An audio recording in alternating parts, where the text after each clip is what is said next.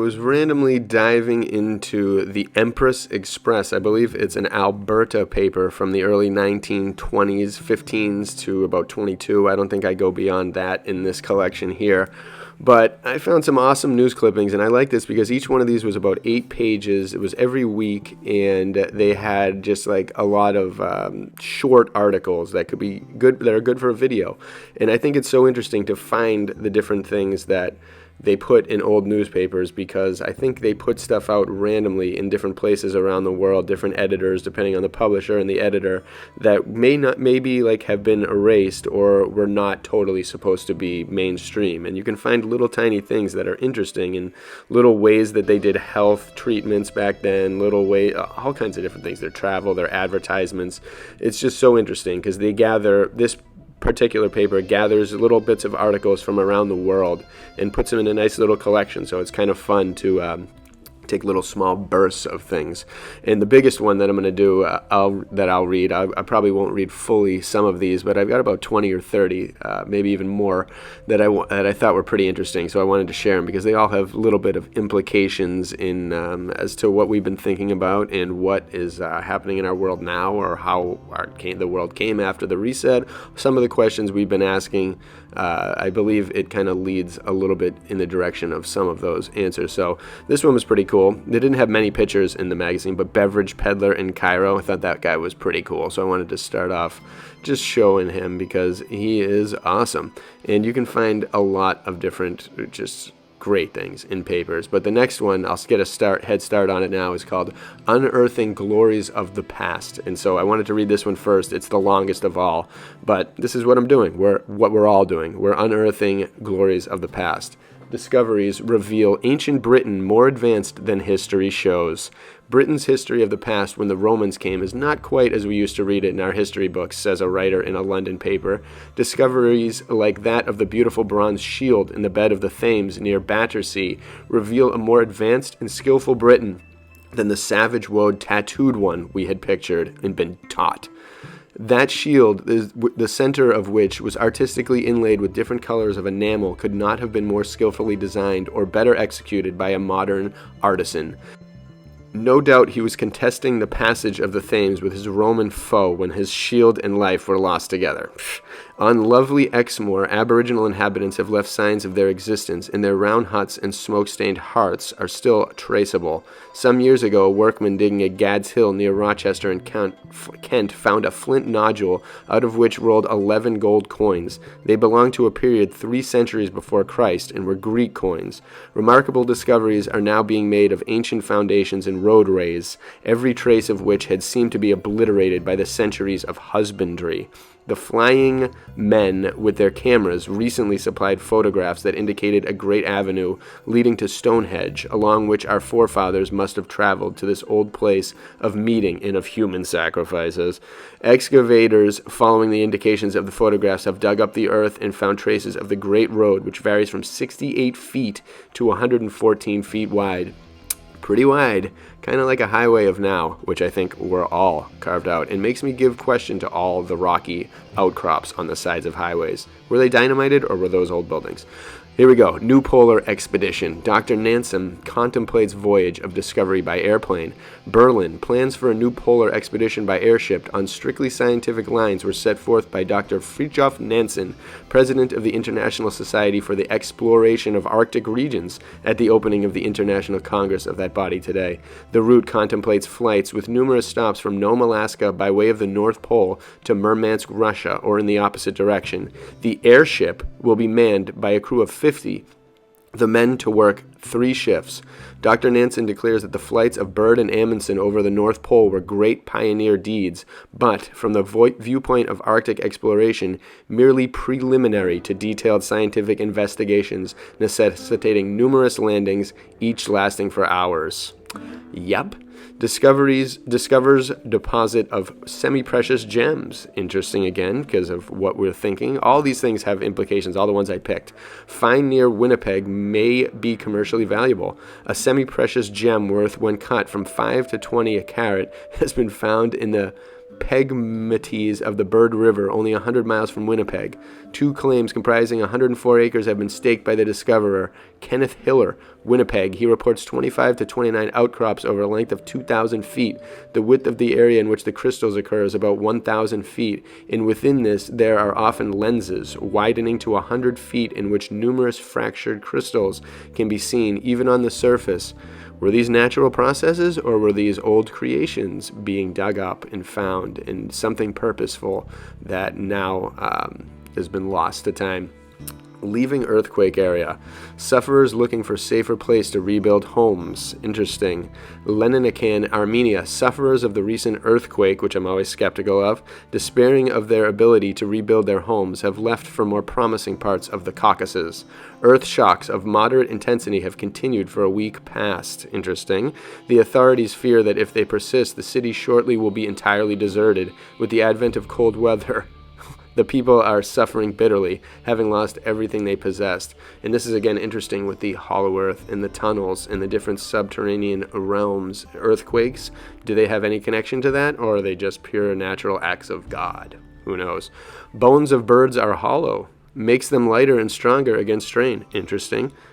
The bones of all flying birds are said to be hollow and filled with air, thus showing that nature knew what it was about when it designed them for the air. This plan, as any physicist will confirm, makes for not only lightness, but for the greatest strength. A solid bone, besides being heavier, would be less strong against strain such as flying fowl is put to. And also, this one was Chinese invention. It is singular that the earliest instrument for determining the shock direction of an earthquake was made in China in the year 136 BC. It was a hollow brass rod with a pendulum free to move in all directions. Many devices have been invented since then, but the order of the day is the self-registering instrument. Again, very interesting. You can find so many different collections of things in these books and in these old periodicals. Walls of Paris disappearing. I posted this in the community section. Apartment houses and parks taking place of masonry. The walls of Paris, those stern fortifications which served to shelter the French capital for centuries, probably even more, are fast disappearing from view as the huge masonry is daily pulverized by leveling machines. Apartment houses and new boulevards and parks are growing in their place. Since the first break was made in 1918, the first break. In 1919, a total of 340,000 cubic meters have been torn down and 3 million cubic meters of land have been reclaimed at a cost of 30 million francs. Paris was one of those marvelous cities of dreams, and they started to do the same thing that they did to America and every other country, the same process. Eliminate the beauty, bring in the crap. And overlooked little people. The inhabitants of Letonia are now war refugees. Never heard of them. The Lettish people have been great sufferers from the war. Letonia was a rich country, and the great ports of Riga, Windau, and Libau were responsible for 30.9% of Russia's pre-war exports and 21.2% of her imports. Courland, the richest province of Letonia, is now occupied by the Germans, and 2/3 of the inhabitants are refugees.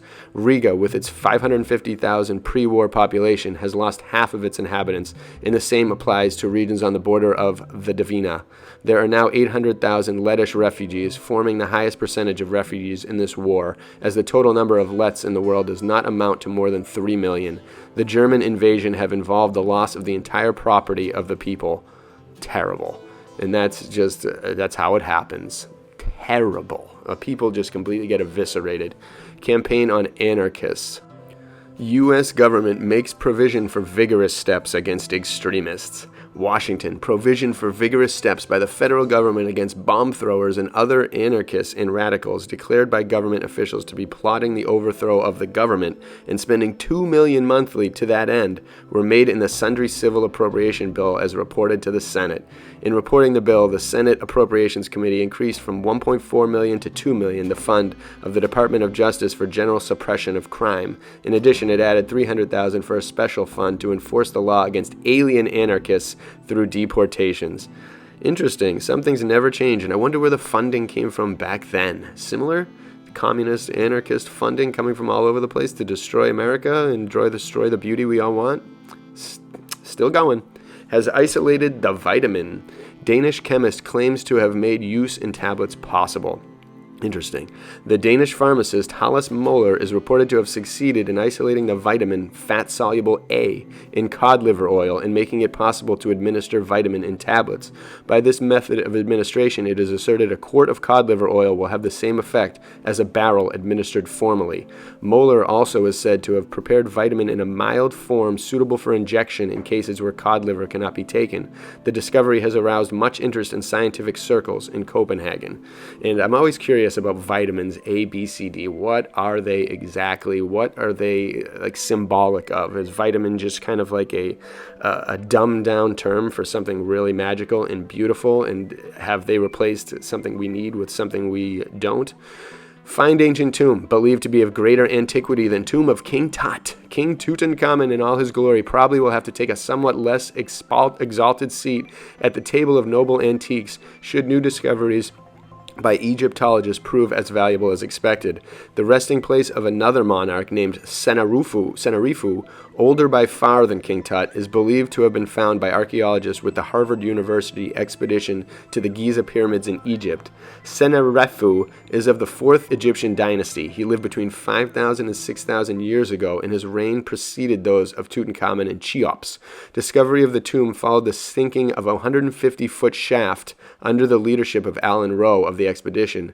The tomb is most fragile, and extreme caution must be exercised in handling it. The task of opening it and preserving its contents will be a long and difficult undertaking, which I'm sure we'll never hear about. The tomb is near the Great Pyramid of Cheops. The discovery is considered to be more important from an archaeological point of view than the one made by Howard Carter and the late Earl of Caernarvon when they found the tomb of Tutankhamun and its treasures. I'm always curious in these books of the discoveries that they made that they did publish at the time that they didn't want to talk to once they got a little deeper in, and I think this is a good way of discovering some of those things. French to explore Arctic, another, again, explorations up there that they never talk about anymore. Lost to time. French to explore Arctic and to propaganda and manipulation of all the education. French to explore Arctic. Norwegian will conduct expedition to Franz Josef Land. Oslo, Norway. Captain Otto Sverdrup, Norwegian explorer, has consented to conduct the French Arctic expedition ship to Franz Josef Land. The expedition under Lieutenant Jules de Payer probably will start this summer and will be gone a year. Airplanes will be used, and it is possible an attempt will be made to reach the pole, but the main object of the expeditions are scientific. And I wonder if we've ever heard of any of that. It seems like a lot of people and a lot of organizations were very primed in the Arctic regions after Byrd. So I wonder what they hid, and that's when the hiding began even further, or took a whole nother level. Dr. Yun Sat Sen is dead. China's man of destiny passes away at Peking. Always love Peking. Dr. Yun Sat Sen, on whose head the Manchu dynasty fixed a price of 200,000 when Dr. Sun was campaigning for a republic in China, died here from cancer of the liver. He was 63 years old, called China's man of destiny by many. Dr. Sun was identified with almost every phase of public life in his country. He was first president of the Republic, created in 1912, and in recent years he had maintained an administration styled the Southern Government of China at Canton. In his declining years, he opposed the central government at Peking. Dr. Sun was stricken when he arrived here late in January as a delegate to a conference, having for its purpose the unification of China. Very interesting. I'm sure this man's history has been obliterated by communism.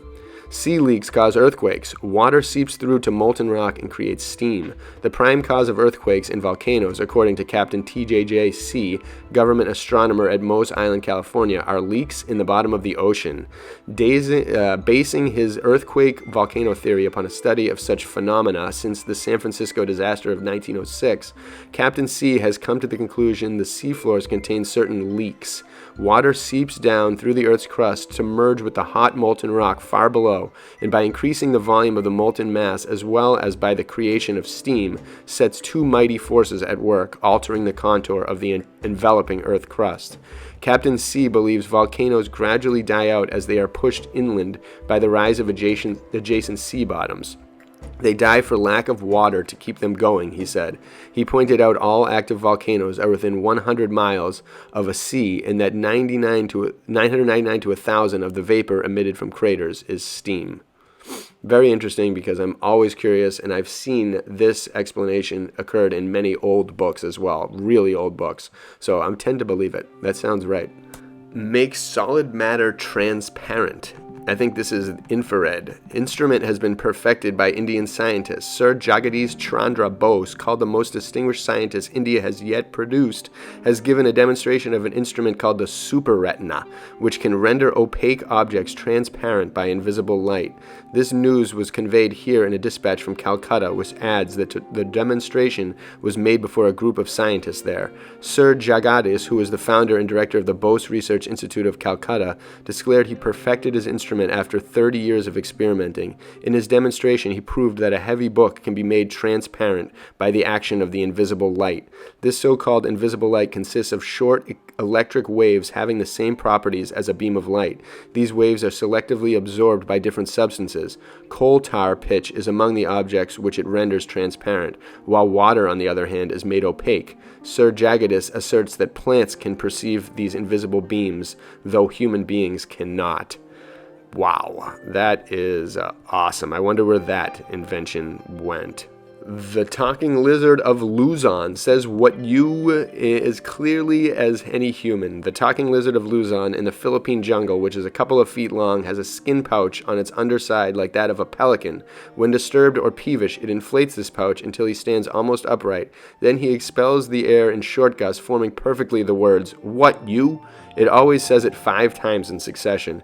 They call him a bird, but he has no wings, and he crawls on the ground and he looks like a dryland alligator. He says those 2 words, "What you?" with an explosive force and clearness that sounds entirely human, sometimes with emphasis on what, other times on you, sometimes like a question, "What you?" and other times like a challenge, "What you?"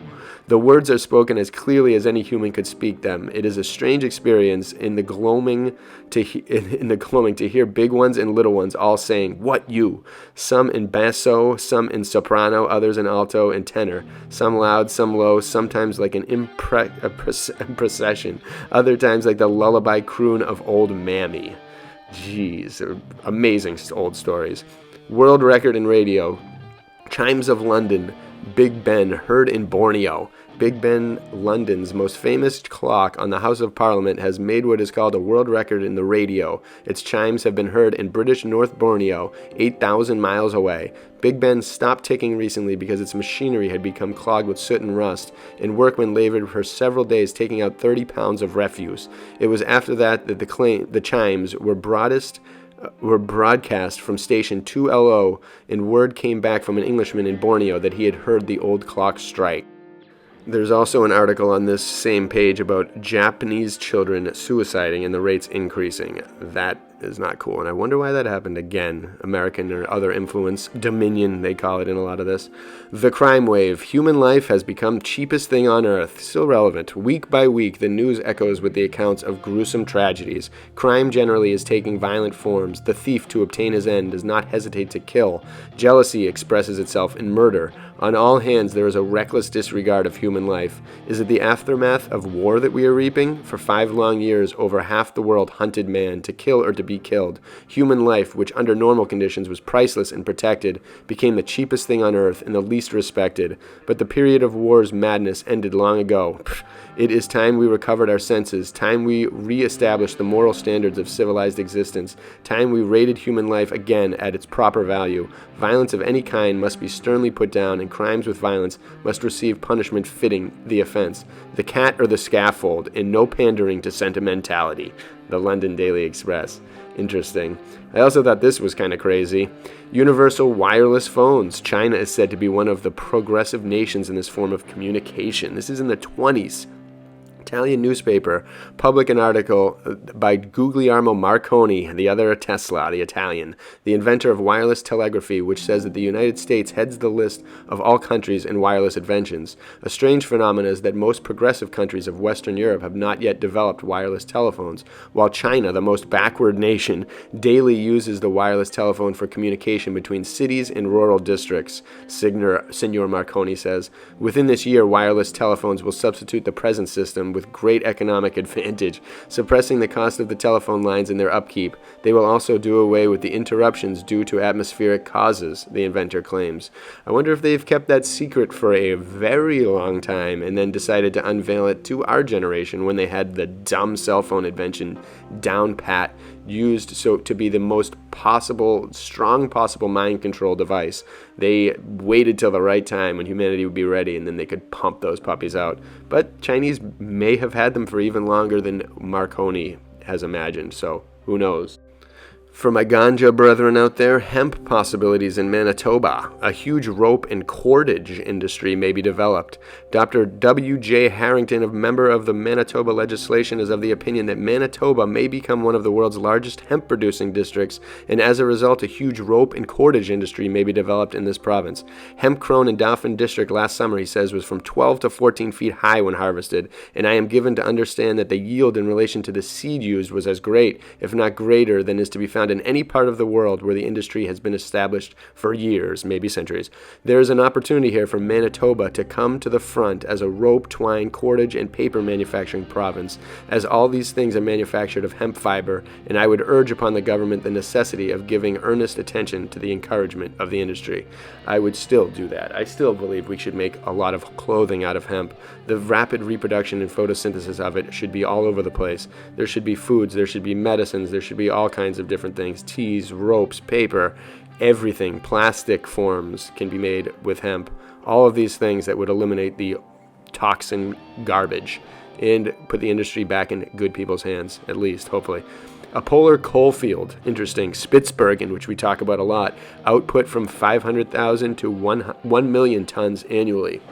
An artist in caricature and published in Christiania, I think Copenhagen, one of the most amazing places I've ever been, pictures a portly polar bear reading the Spitsbergen address of welcome to King Haakon of Norway, other polar bears smiling approval, and the king's boatmen with their mittened hands on the oars, waiting impatiently till the ceremony is over and the king returns where it is warmer.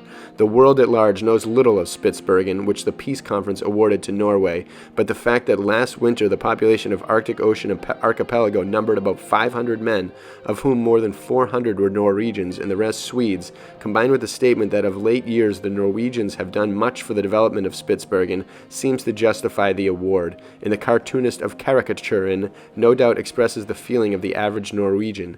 There is coal in Spitsbergen, and the output, under proper development, has been estimated at 500,000 to 100 million tons annually, but for only 3 months of the year, and sometimes for only one, is the land free of ice and the way open for vessels. Interesting where all this coal comes from and originates, I wonder.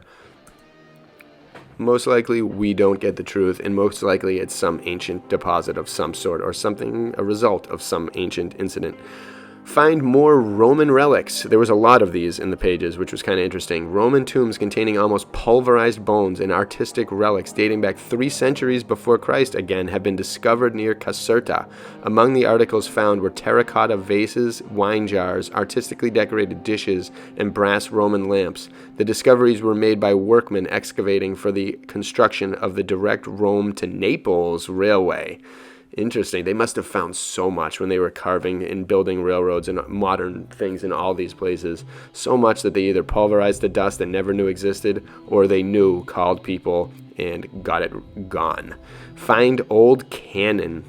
2 ancient cannons, said to have been thrown overboard from a Russian man-of-war when she went aground in the year 1808, have been discovered in Haleway Bay, near Honolulu. The guns, which were discovered lying in 15 feet of water, are deeply encrusted with barnacles and other sea growth. The discovery was made by an army officer from Fort Kamachamiba. So again, I wonder how many this is, and how are these cannons, and do they know the true origin? 1808, that's pretty interesting. And maybe it has markings on it when they discovered it or something. But what was happening then? These buildings, were they just going around destroying the buildings? Were they delivering them to places? Who knows again? But I'm sure it's whatever we weren't told. This one was very cool as well, because I thought we invented the internet during our time. Wonders of radio. Check for sum of $1,000 is sent photographically across ocean by wireless. For the first time in the history of banking, a check has been transmitted photographically across the ocean by wireless and will be duly honored if there are no legal impediments. Of course, a bank would have been the first to figure this out. The check was written by General J. G. Harbord in the sum of $1,000 drawn in favor of the United States Radio Corporation, of which General Harbord is president. It was transmitted from Marconi headquarters in London by the system invented by Captain Richard H. Ranger. So again, boom, that sounds kind of like the internet. You're sending pictures across the internet, across the invisible ether by wireless. I thought that came during our time. This I found interesting for the brickers out there. Pressed brick plant making more additions. Second new 85-foot chimney is now completed. We'll build more kilns and install another press. We'll double capacity. How easy was it for them to make brick plants? Who knows? The new chimney, which has been in course of erection at the present brick plant here for the past few weeks, is now completed, and the kilns of the north side of the plant are being connected up with it.